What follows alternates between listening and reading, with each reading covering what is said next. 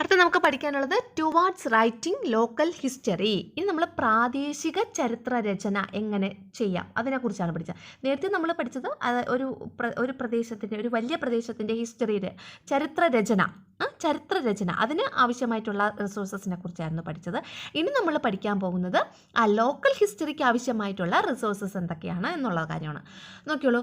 Local history is the study of the past events in a specific geographically small area.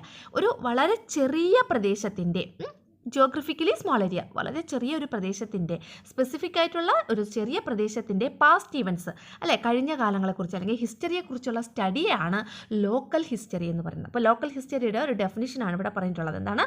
Local history is the study of past events.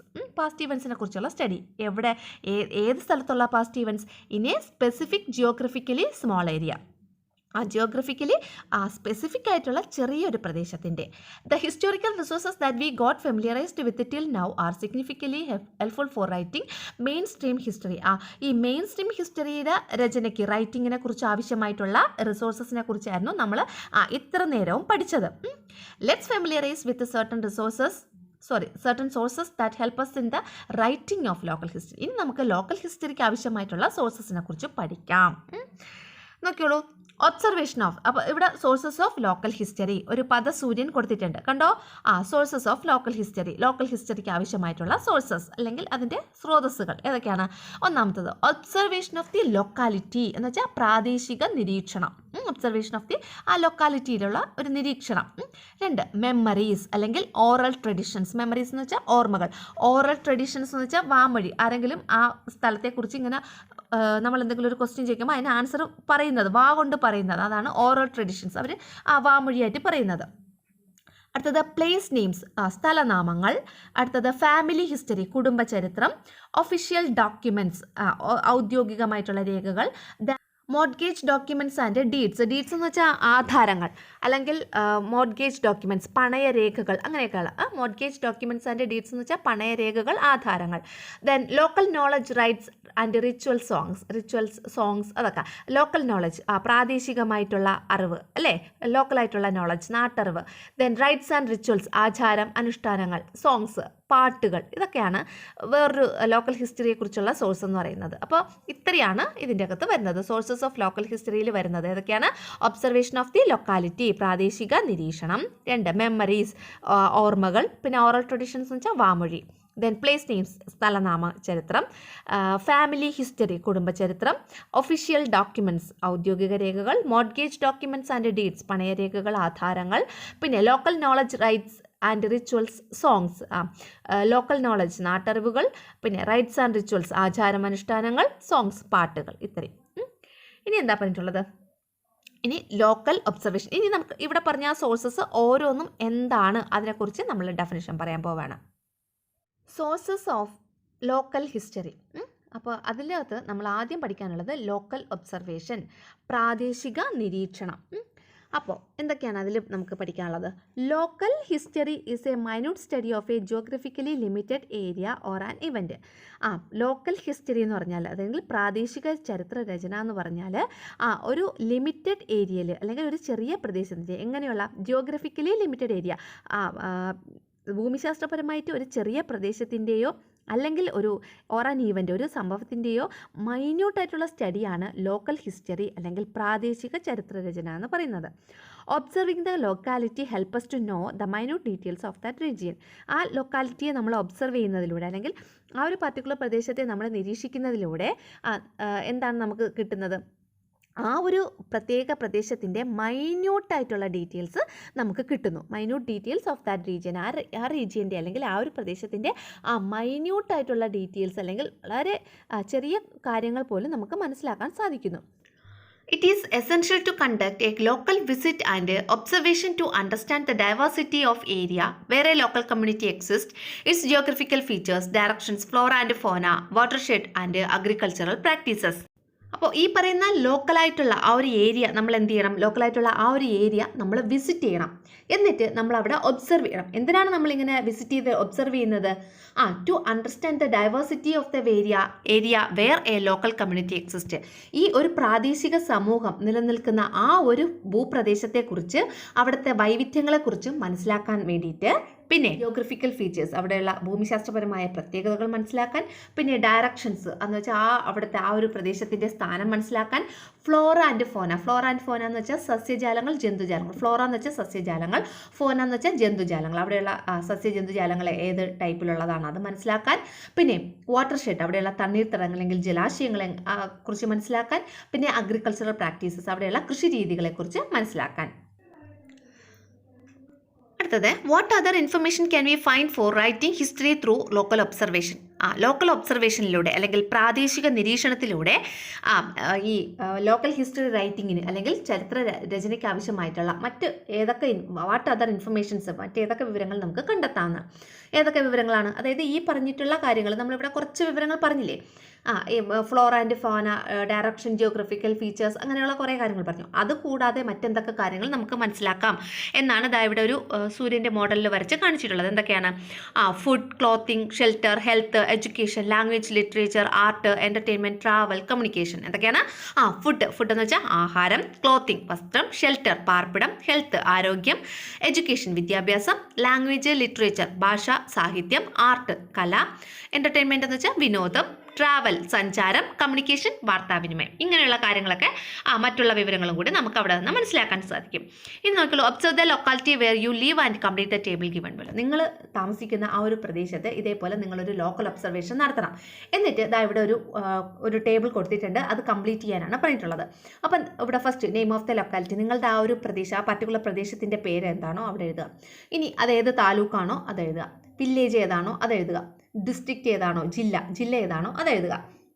അതിനുശേഷം താഴെ വേറൊരു വലിയ column കൊടുത്തിട്ടുണ്ട്, അതിൻ്റെ അകത്ത് ബാക്കിയുള്ള ഡീറ്റെയിൽസ്, ടൈപ്സ് ഓഫ് സോയിൽ, അവിടുത്തെ മണ്ണിനങ്ങൾ ഏതൊക്കെയാണ്, ടൈപ്സ് ഓഫ് പ്ലാന്റ്സ്, അവിടുത്തെ സസ്യജന്തുജാലങ്ങൾ, ടൈപ്സ് ഓഫ് അനിമൽസ്, അവിടുത്തെ ജന്തുജാലങ്ങൾ ഏതൊക്കെയാണ്, അഗ്രികൾച്ചറൽ ക്രോപ്സ്, അവിടുത്തെ കൃഷിയിനങ്ങൾ ഏതൊക്കെയാണ്, ടൈപ്സ് ഓഫ് അഗ്രികൾച്ചർ, ഏതൊക്കെ കൃഷി രീതിയാണ്, ഒക്കുപ്പേഷൻ തൊഴിലെന്താണ്, വാട്ടർ സോഴ്സസ് ജലസ്രോതസ്സുകൾ ഏതൊക്കെയാണ്, ഇൻസ്റ്റിറ്റ്യൂഷൻസ് അവിടുത്തെ സ്ഥാപനങ്ങൾ, പിന്നെ ട്രാൻസ്പോർട്ട് ആൻഡ് കമ്മ്യൂണിക്കേഷൻ ഫെസിലിറ്റീസ് ഗതാഗത വാർത്താവിനിമയ സൗകര്യങ്ങൾ എന്തൊക്കെയാണ്, ദെൻ പ്ലേസസ് ഓഫ് വർഷിപ്പ് അവിടുത്തെ ആരാധനാലയങ്ങളെക്കുറിച്ചുള്ള ഡീറ്റെയിൽസ്, ഫെസ്റ്റിവൽസ് അവിടുത്തെ ഉത്സവങ്ങൾ, ഫുഡ് കൾച്ചർ അവിടെയുള്ള ആഹാര രീതി എങ്ങനെയാണ്, സ്റ്റൈൽ ഓഫ് ഡ്രസ്സിങ് സ്റ്റൈൽ എങ്ങനെയാണ്, വസ്ത്രധാരണ എങ്ങനെയാണ്, എൻ്റർടൈൻമെൻറ്റ് വിനോദ ഉപാധികൾ എന്തൊക്കെയാണ്, ലിറ്റററി വർക്ക്സ് സാഹിത്യ കൃതികൾ ഏതൊക്കെയാണ്, ആർട്ട് ഫോംസ് കലകൾ ഏതൊക്കെയാണ്, ഇങ്ങനെയൊക്കെയുള്ള കാര്യങ്ങൾ നമുക്കിവിടെ ഉൾപ്പെടുത്താം.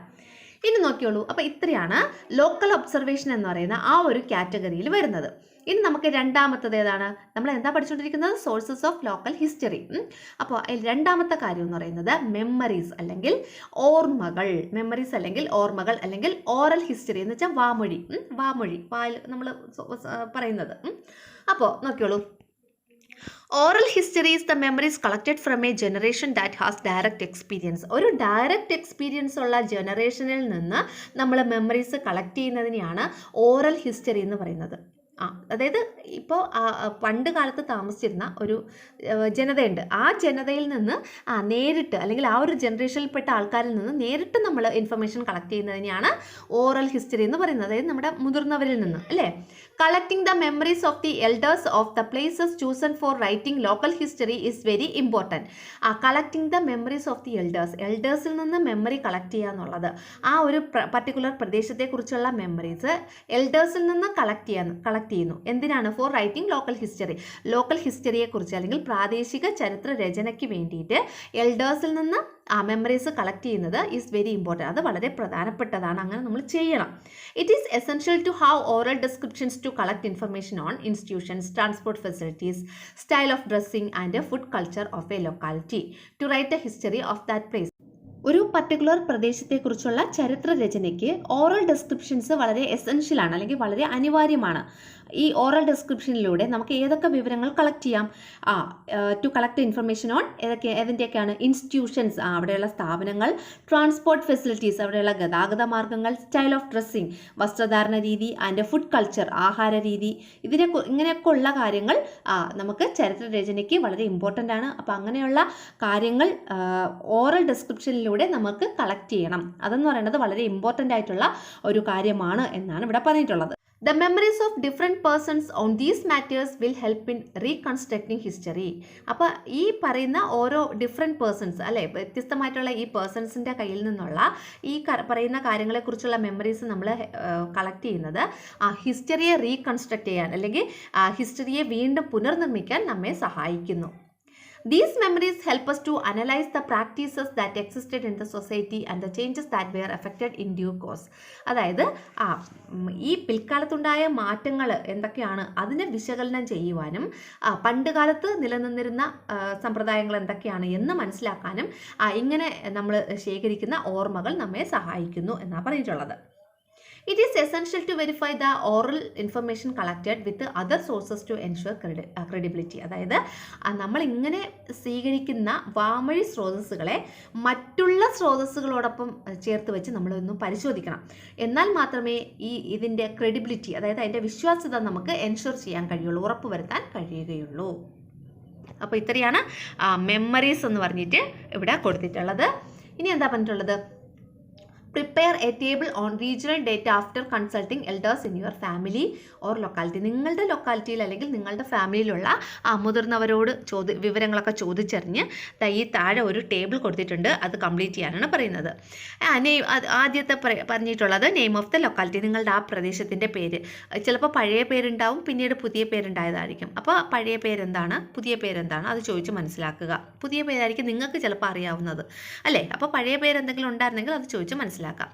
അടുത്തത് ഇൻസ്റ്റിറ്റ്യൂഷൻസ്, അവിടുത്തെ സ്ഥാപനങ്ങൾ, അത് പഴയതും പുതിയതുമാണ്, ഏതാണെന്ന് വെച്ചാൽ ചോദിച്ച് മനസ്സിലാക്കുക. അതുപോലെ ഒക്കുപ്പേഷൻസ്, തൊഴിൽ, അഗ്രികൾച്ചർ, കൃഷി, സ്റ്റൈൽ ഓഫ് ഡ്രസ്സിങ് സ്റ്റൈൽ, വസ്ത്രധാരണം, ഫുഡ് കൾച്ചർ, രുചിശീലങ്ങൾ, ദെൻ ട്രാൻസ്പോർട്ടേഷൻ ഫെസിലിറ്റീസ്, ഗതാഗത മാർഗ്ഗങ്ങൾ. അപ്പോൾ ഇങ്ങനെയുള്ള കാര്യങ്ങളൊക്കെ ചോദിച്ച് മനസ്സിലാക്കാനാണ് പറഞ്ഞിട്ടുള്ളത്. ഇനി അടുത്തത് പ്ലേസ് നെയിംസ്. അടുത്ത മൂന്നാമത്തതിലോട്ട് നമ്മൾ വന്നിരിക്കുകയാണ്. സോഴ്സസ് ഓഫ് ലോക്കൽ ഹിസ്റ്ററിയിൽ മൂന്നാമത്തത് പ്ലേസ് നെയിംസ് എന്നാണ്, അതായത് സ്ഥലനാമങ്ങളെക്കുറിച്ചാണ്. How did your locality get its name? നിങ്ങളുടെ നാടിൻ്റെ പേര് എങ്ങനെയാണ് രൂപപ്പെട്ടത്? How did Kozhikode get its name? എങ്ങനെയാണ് കോഴിക്കോടിന് ആ പേര് കിട്ടിയത്? The old name was Koyil Kotta, which was a combination of two names, Koyil and Kotta. അതായത് കോഴിക്കോട് എന്ന് പറയുന്ന ആ പേരിൻ്റെ, കോഴിക്കോട് എന്ന് പറഞ്ഞാൽ ആ ജില്ലയുടെ പേരിന് പഴയ പേരെന്ന് പറയുന്നത് കോയിൽ കോട്ട എന്നായിരുന്നു. കോയിൽ എന്നും കോട്ട എന്നും, അല്ലേ, രണ്ട് പേരിൽ നിന്നാണ് കോയിൽ കോട്ട എന്ന് പറയുന്ന ആ പേര് വന്നത്.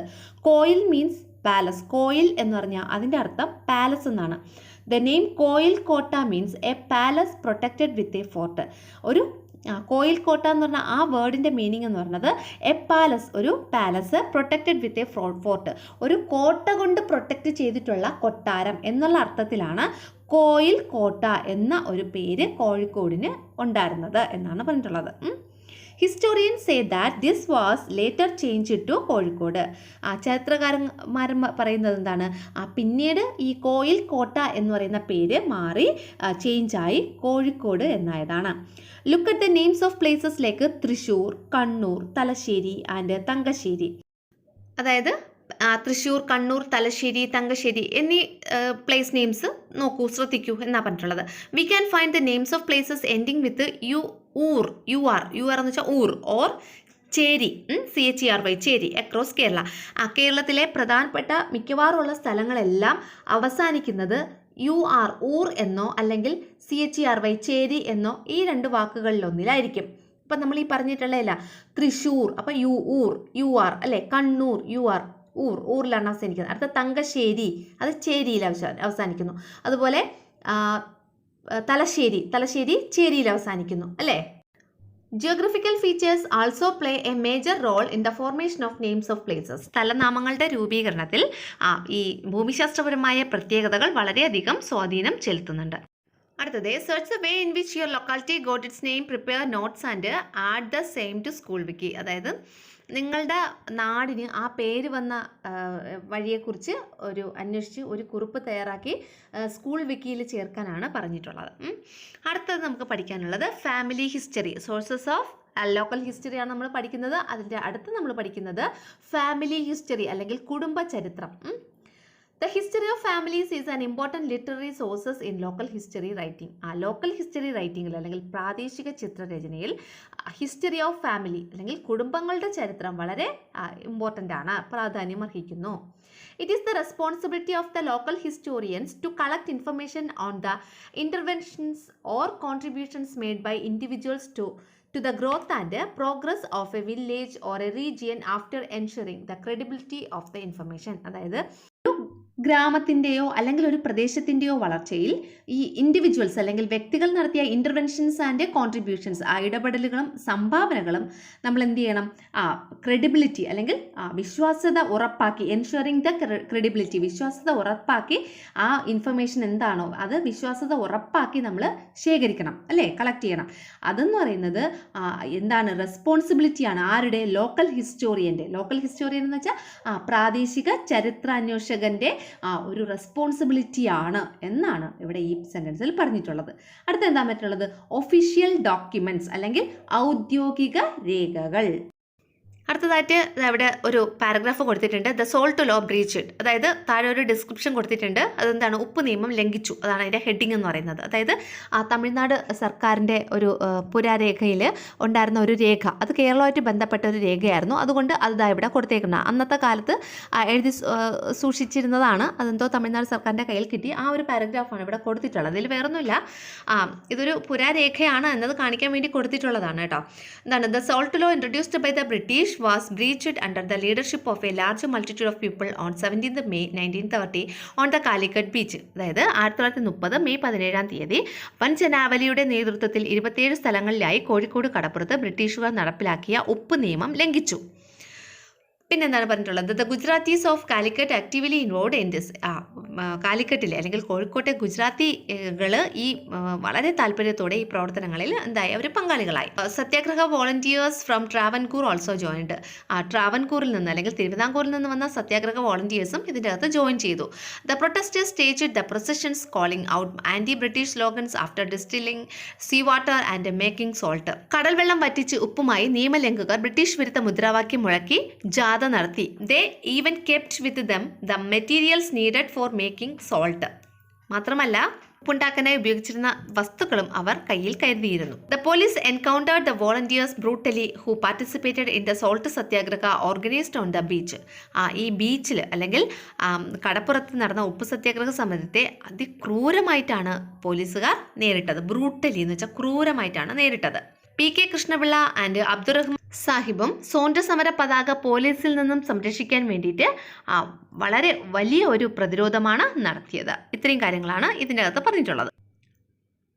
This document kept in Tamil Nadu achieves through light on the freedom struggle of Kerala. What are the details mentioned in this document? അതായത് തമിഴ്നാട് അച്ചീവ്സിൽ സൂക്ഷിച്ചിരുന്ന ഒരു രേഖയാണിത്. കേരളത്തിൻ്റെ സ്വാതന്ത്ര്യ സമരത്തിലേക്ക് വെളിച്ചം വീശുന്ന കുറച്ച് കാര്യങ്ങളാണ് ഇതിലുണ്ടായിരുന്നത്. അപ്പോൾ ഈ രേഖയിൽ എന്തൊക്കെ കാര്യങ്ങളാണ് പരാമർശിക്കപ്പെട്ടിട്ടുള്ളത്, എന്തൊക്കെ കാര്യങ്ങളാണ്? ഇതിൻ്റെ അകത്ത് നമുക്ക് കേരളത്തിൻ്റെ സോൾട്ട് സത്യാഗ്രഹത്തിൻ്റെ ഒരു മെയിൻ സെൻറ്റർ എന്ന് പറയുന്നത് കോഴിക്കോട് ബീച്ചായിരുന്നു. Gujaratis of Calicut actively involve in this. കോഴിക്കോട്ടിലെ ഗുജറാത്തീസൊക്കെ ആക്റ്റീവായിട്ട് ഈ ഒരു സത്യാഗ്രഹത്തിൽ പങ്കെടുത്തു. The satyagraha volunteers from Travancore also joined. തിരുവിതാംകൂറിൽ നിന്നുള്ള സത്യാഗ്രഹ വോളണ്ടിയേഴ്സും ഈ ഒരു സമരത്തിൽ ആക്റ്റീവായിട്ട് പാർട്ടിസിപ്പേറ്റ് ചെയ്തു. പിന്നെന്താണ് പറഞ്ഞിട്ടുള്ളത്, പിന്നെ ആ സമയത്തുള്ള ആ ഉപ്പ് സത്യാഗ്രഹ സമരത്തെ പോലീസ് വളരെ ബ്രൂട്ടലിയാണ് നേരിട്ടത്, അല്ലേ, പോലീസുകാർ ക്രൂരമായിട്ടാണ് നേരിട്ടത്. പി കൃഷ്ണപിള്ളയും പിന്നെ അബ്ദുൾ റഹ്മാൻ സാഹിബും ഒരു ലീഡിംഗ് റോളിലുണ്ടായിരുന്നു ഈ ഒരു ഉപ്പ് സത്യാഗ്രഹ സമരത്തിൽ. ഓക്കെ, ഇനി the following are the important official documents. താഴെ പറയുന്നതാണ് പ്രധാനപ്പെട്ട ഒഫീഷ്യൽ ഡോക്യുമെൻറ്റ്സ് എന്ന് പറഞ്ഞ് ചോദിച്ചു കഴിഞ്ഞാൽ അതിൻ്റെ അകത്ത് ഉൾപ്പെടുന്നത് ഏതൊക്കെയാണ്?